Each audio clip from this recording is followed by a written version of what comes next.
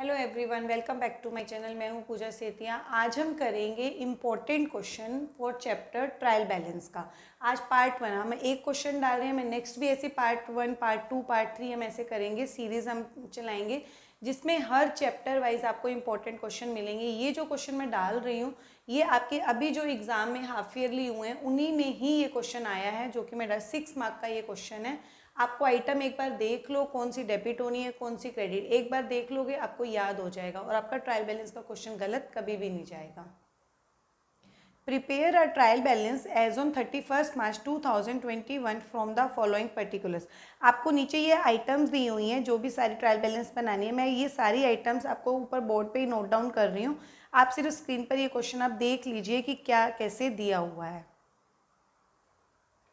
देखो ये मैंने आपकी एंट्रीज लिख दी, कुछ जो है एक साइड की अभी मैंने लिख दिया, आपको मैंने अमाउंट साइड में लिख दिया ताकि हमें बार बार एग्जाम शीट में ना देखना पड़े। अब सबसे पहले ट्रायल बैलेंस का एक रूल होता है। ट्रायल बैलेंस जब भी आप बनाओगे, ट्रायल बैलेंस में सबसे पहले आपको याद रखना है कि अगर आपको क्लोजिंग स्टॉक दिया हुआ है, क्लोजिंग स्टॉक, जो क्लोजिंग स्टॉक होता है वो ट्रायल बैलेंस के अंदर शो नहीं होता है। आपको अगर इसके अंदर चीज़ दी हुई है क्लोजिंग स्टॉक, तो क्लोजिंग स्टॉक ट्रायल बैलेंस के अंदर नहीं होता है, नहीं आएगा जब तक आपको एडजस्टेड परचेज, इसका भी एक क्वेश्चन मैं आपको कराऊंगी, एग्जाम में आया हुआ है किसी स्टूडेंट के, एडजस्टेड परचेज या फिर cost of goods sold word अगर आपको दिए हैं, एडजस्टेड परचेज और कॉस्ट ऑफ गुड्स सोल्ड दिए हैं, तब ये क्लोजिंग स्टॉक आएगा। अदरवाइज अगर ये चीज़ नहीं दी है तो क्लोजिंग स्टॉक ट्रायल बैलेंस के अंदर नहीं आएगा। बाकी सब चीज़ें जो जैसे डेबिट और क्रेडिट होगी वो भी मैं आपको बताती जाऊंगी। आपका एक वर्ड होता है क्लियर, क्या होता है? Clear, CLEAR। मैं ऐसे ही बता रही हूँ। C फॉर कैपिटल, इनके बैलेंस पता होनी चाहिए। L for liability, E for expenses, A for asset, R for revenue. तो ये चीज़ों के बैलेंस होते हैं। कैपिटल क्या होती है? क्रेडिट होती है। L फॉर लाइबिलिटी, लाइबिलिटी भी क्रेडिट होती है। एक्सपेंसेस डेबिट होते हैं। A फॉर एसेट, एसेट का बैलेंस भी डेबिट होता है। R फॉर रिवेन्यू या फिर इनकम, वो भी क्रेडिट होती है। तो आपको मैं यहाँ साइड में लिखती जाऊंगी और नोट डाउन कराती जाऊंगी। सबसे पहले के स्टॉक एज ऑन 1 अप्रैल। 1 अप्रैल मतलब ओपनिंग स्टॉक, हमें कौन सा नहीं दिखाना? क्लोजिंग स्टॉक नहीं दिखाना, तो ये आएगा। मैं यहाँ पे लिखती भी जा रही हूँ कि ये है क्या? एसेट। एसेट क्या होती है? डेबिट होती है। तो ये डेबिट में आप लिख दोगे balance 3000। Clear? Next purchase. Purchase क्या होता है? एक्सपेंसेस। एक्सपेंसेस भी क्या होता है? डेबिट होता है। तो यहाँ पे ये भी क्या आ जाएगा? डेबिट में आ जाएगा। Next wages. वेजेस भी क्या होता है? एक्सपेंसेस होता है। एक्सपेंसेस क्या होता है? डेबिट होता है। तो ये भी क्या आ जाएगा? डेबिट साइड में आ जाएगा। आपको बैलेंस पता होने चाहिए ट्रायल बैलेंस के लिए, अदरवाइज सबसे इजी क्वेश्चन होता है इसका। रिटर्न आउटवर्ड, इसमें सबसे ज़्यादा मिस्टेक होती है बच्चों की। इसको आपको कैसे याद रखना है ये भी याद रखो। देखो, एक होती है रिटर्न आउटवर्ड और एक होती है रिटर्न इनवर्ड। आपको इसके लिए सबसे पहले परचेज और सेल का बैलेंस पता होने चाहिए। परचेज क्या होता है? देखो, परचेज हमेशा क्या होती है? डेबिट होती है। और सेल हमेशा क्या होती है? क्रेडिट होती है। तो इनका जस्ट अपोजिट होता है। अब ये है कौन सी रिटर्न? देखो, परचेज जब हम खरीदेंगे, परचेज क्या होगा? हम खरीद के आएंगे अपने बिजनेस में कुछ भी, कहाँ से लाएंगे? बाहर से लाएंगे। तो उसकी रिटर्न क्या होगी? आउटवर्ड। तो रिटर्न भी क्या होगी? बाहर जाएगी ना। तो इसका मतलब ये क्या हुआ? Purchase return. और रिटर्न इनवर्ड, हम सेल करेंगे तो बिजनेस के अंदर से करेंगे। रिटर्न जब सेल क्या करेंगे? बिजनेस के अंदर से हम करेंगे, तो उसकी रिटर्न भी क्या होगी? बिजनेस के अंदर आएगी। तो ये क्या होगी? Cell return. ये इनजस्ट इसका क्या होता है? अपोजिट होता है। रिटर्न के लिए आप पहले हमेशा रफ वर्क में एक बार कर लिया करो, इससे मिस्टेक नहीं होगी।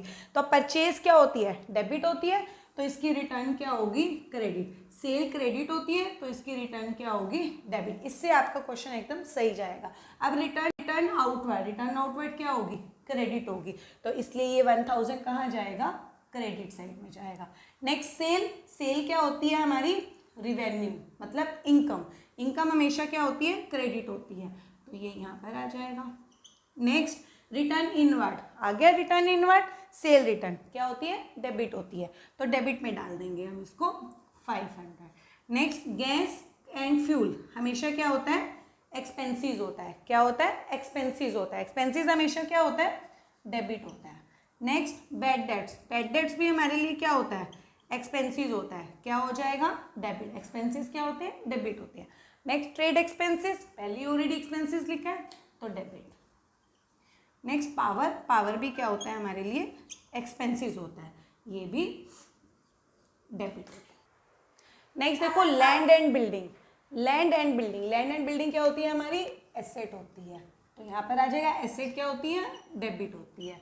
कमीशन डेबिट, देखो कमीशन के साथ लिखा है डेबिट तो डेबिट में ही आएगी, अगर कमीशन के साथ कुछ भी नहीं लिखा तो भी डेबिट आएगी, जब तक आपको रिसीव वर्ड नहीं लिखा, डेबिट है तो डेबिट में ही डाल दोगे। इंटरेस्ट रिसीव, देखो लिखा है ना रिसीव, रिसीव का मतलब क्या होता है, इनकम, इनकम क्या हो रहा है, इनकम, इनकम क्या होती है, हमेशा क्रेडिट होती है, जब भी आपको कुछ रिसीव होता है तो आपको इनकम होती है, क्रेडिट में डाल दोगे। डिस्काउंट अलाउड, अलाउड का मतलब आपने दिया है तो आपके लिए क्या हो जाएगा, एक्सपेंसिस, एक्सपेंसिस क्या होता है, डेबिट होता है। अब फिर से रिसीव वर्ड लिखा है, डिस्काउंट रिसीव, रिसीव हमेशा कहाँ पे आती है, क्रेडिट में आती है। बिल पेबल, पेबल, पेबल का मतलब होता है पे करना बाकी है, पे करना बाकी है, दैट मीन्स लाइबिलिटी, और लाइबिलिटी हमेशा क्या होती है, क्रेडिट होती है, तो ये क्रेडिट साइड आ जाएगा। देखो पेबल पे करना बाकी है, नेक्स्ट है रिसीवेबल मतलब मिलना बाकी है, जब कोई चीज़ मिलनी बाकी होती है तो वो एसेट होती है, और एसेट क्या होती है, डेबिट होती है। 8% गवर्नमेंट बॉन्ड्स, ये क्या होता है, देखो इट्स वेरी इंपॉर्टेंट, ये हमारी इन्वेस्टमेंट होती है, क्या होता है, इन्वेस्टमेंट, और इन्वेस्टमेंट हमेशा क्या होती है, एसेट होती है, इन्वेस्टमेंट क्या होती है, हमेशा एसेट होती है, और एसेट क्या होता है, डेबिट होती है हमेशा, तो यहाँ पे डाल देंगे हम। नेक्स्ट पेटेंट्स, पेटेंट्स भी हमारी क्या होती है, एसेट होती है, आपकी कौन सी एसेट होती है, इंटेंजिबल एसेट होती है, तो ये एसेट क्या होगी, डेबिट। नेक्स्ट कैपिटल, कैपिटल हमेशा क्रेडिट होती है। पूरे ट्रायल बैलेंस की अगर आपने सारी आइटम सही प्लेस पे आपने डेबिट और क्रेडिट में डाली हैं तो लास्ट में जब आप टोटल करोगे दोनों साइड्स का जो टोटल है वो क्या होना चाहिए, इक्वल आना चाहिए। हमने सारी आइटम्स का जब हमने टोटल किया तो आपका जो टोटल है पूरी आइटम्स का, डेबिट का टोटल है और क्रेडिट का कितना आ रहा है, 80,000, कितना टोटल आ रहा है, अगर आपका दोनों साइड्स का टोटल मैच हो जाता है तो इट मीन्स आपका ट्रायल बैलेंस क्या बना है, एकदम करेक्ट बना है। अगर इन केस नहीं बनता है तो आप डिफरेंस को कहाँ डाल दोगे, सस्पेंस अकाउंट में खोल के उस डिफरेंस को दोनों को मैच कर दोगे, इक्वल कर दोगे। ये हमारा ट्रायल बैलेंस के जो इंपॉर्टेंट क्वेश्चन जो आपका एग्जाम में एज इट इज़ आ सकता है, ये किसी स्टूडेंट्स के एग्जाम में आया था, तो अब पार्ट 1 है, नेक्स्ट क्वेश्चन फिर हम और डालेंगे, आप कंटिन्यू करते रहिएगा।